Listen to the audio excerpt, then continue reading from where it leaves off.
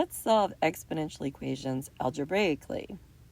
But first, let's do a reminder of what an exponential equation is. An exponential equation is an equation in which the variable appears or occurs as part of the exponent. So for example, 3 to the x equals 9, or 5 equals 2 to the x squared plus 1 power. Both of these equations have a variable in the exponent. The first method that we're going to look at for solving exponential equations will use this rule, that if we can write both sides as powers of the same base, so if we can write a to the x equals a to the k, then we can ignore the bases and set the exponents equal, so x would equal k. So again, in words, if the bases are the same here, we can set the exponents equal. So for example, 4 to the x equals 64.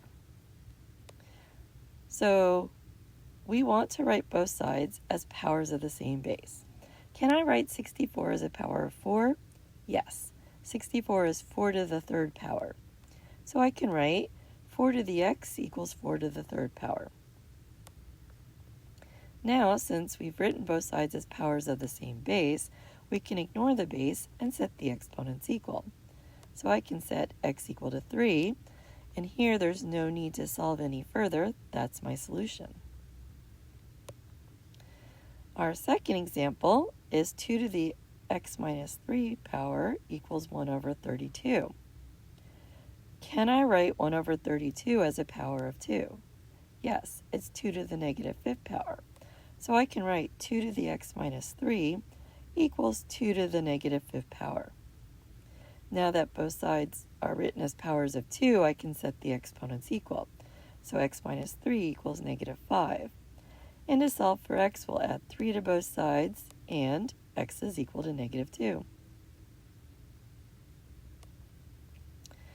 So our third example with this method, here we have 9 to the x power equals 27 to the 2 minus 2x power. And here it's not as easy to try to write 27 as a power of 9, but we can rewrite both 9 and 27 as powers of 3. 9 is 3 squared, and 27 is 3 to the third power. So I can rewrite this as 3 squared to the x power equals 3 to the third power to the 2 minus 2x power. And now we can use the exponent property of a power to a power. We will multiply these exponents. So the left side becomes 3 to the 2x power, and the right side, when I distribute the 3 to the 2 minus 2x, I get 3 to the 6 minus 6x power. Now both sides are written as powers of 3, so we can ignore the common base and set the exponents equal. 2x equals 6 minus 6x. I'll add 6x to both sides, and I get 8x equals 6. I'll divide both sides by 8. X equals 6/8. And that simplifies to 3/4, which is my solution. Okay, so we cannot always use that method, though. We cannot always write both sides as powers of the same base. And in cases where we can't do that, we can use logarithms. So for example, 15 to the 3x power equals 285. And our first step would be to isolate the exponential expression. Ours is already by itself here on the left, so we don't need to do anything to isolate it. Second, we will now convert this to log form.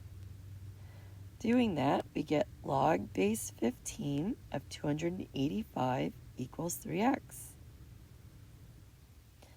Now we want to solve for x, so we will divide both sides by 3, and we get x equals log base 15 of 285 over 3.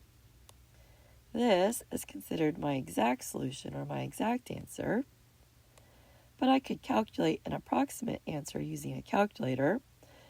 I use the Decimal Graphing Calculator, and to get this with the subscript, I typed the open parenthesis, I did log, I hit the shift and underline key, and that's what moved the cursor down to do a subscript. I typed 15. I typed the right arrow so that I took my cursor out of the subscript, and then parenthesis 285. I closed the parentheses twice. I hit the divide by key, and then 3, and then enter. And as you can see, I got an irrational answer, which is approximately 0.6958. Again, this is not our exact answer. Our one above was the exact answer, but this is approximately 0.6958. Let's look at a second example. 2 times 10 to the x plus 1 power equals 212. So we need to isolate the exponential expression, so I will divide both sides by 2. So we get 10 to the x plus 1 power equals 106. Now I will rewrite this in log form.